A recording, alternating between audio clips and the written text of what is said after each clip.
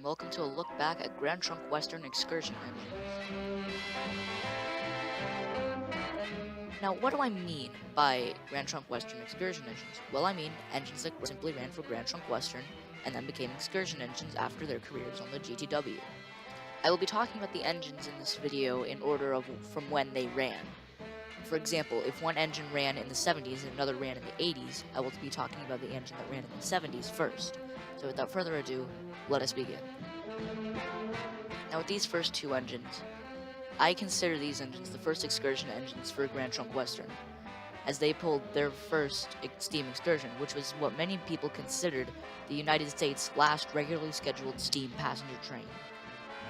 This first excursion was pulled by two engines, Grand Trunk Western 6319 and 6322, both U3B engines built in the 40s for freight and commuter runs. This passenger train was pulled March 27, 1960 by the two engines, and attracted many people from around the country as it was one final send-off to steam in the US. The trip itself was from Durand to Detroit, Michigan, and back. Immediately following this trip, Grand Trunk Western either sold or scrapped all of their steam engines except for one, Grand Trunk Western U3B number 6323. Now if you've seen my older videos, you'll know that 6323 has been talked about a lot on my channel, as it was featured in both of my retired steam excursion stars video. Since I've already talked about 6323 in the past, I'm going to keep this brief. 6323 was used for excursion runs for Grand Trunk Western until her boiler time expired, and in which Grand Trunk Western would not renew it. She was then stored in a roundhouse, and the roundhouse completely collapsed around her. She was then saved by the Illinois Railway Museum and displayed there. She now remains there today.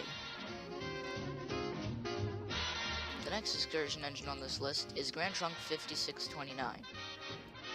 After its career on the Grand Trunk hauling commuters and fast freights, 5629 was bought by Richard Jensen in 1959 and hauled excursions throughout the Chicago area in the 60s. In 1967, 5629 pulled the Schlitz Circus train. She did it again in 1968 as she proved to be popular with the crowds. The 1970s was a dark time for 5629, as she could no longer be operated by Richard Jensen as he had broken his back during a refrigerator incident. As a result of this, Richard Jensen put 5629 in a yard for storage for many years. But after new owners took over the yard, he was then ordered to move the locomotive. To make things worse, the new yard owners would not provide any support in moving the locomotive from their property. When the time came and the locomotive was still not off their property, they sadly scrapped 5629 right where she was.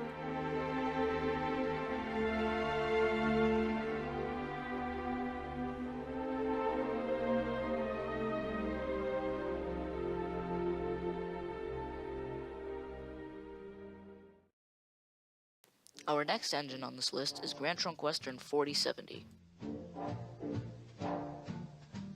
After her career on the Grand Trunk Western, 4070 held excursions in the Chicago area much like 5629.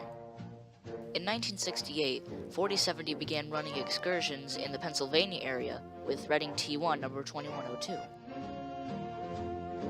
In 1975, 4070 was moved to the Cuyahoga Scenic Valley Railroad and it operated there for many years. In 1990, it was discovered that 4070 needed extensive repairs. Seeing that the repairs would take too long, 4070 was stored away and hasn't run since.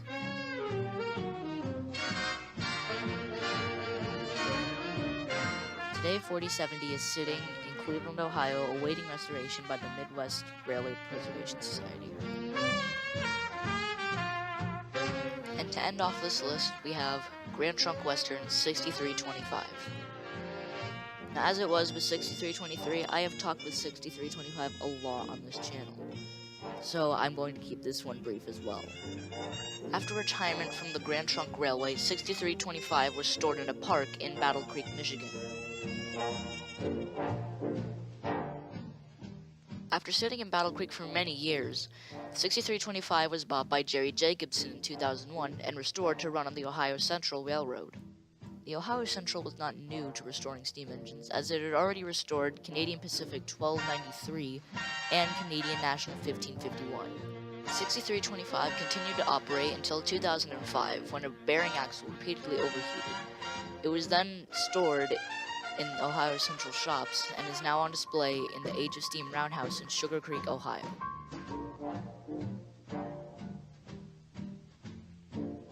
Well, that about does it for this video. If you enjoyed it, hit like and subscribe, and if you want to see more videos with narration like this, let me know in the comment section below.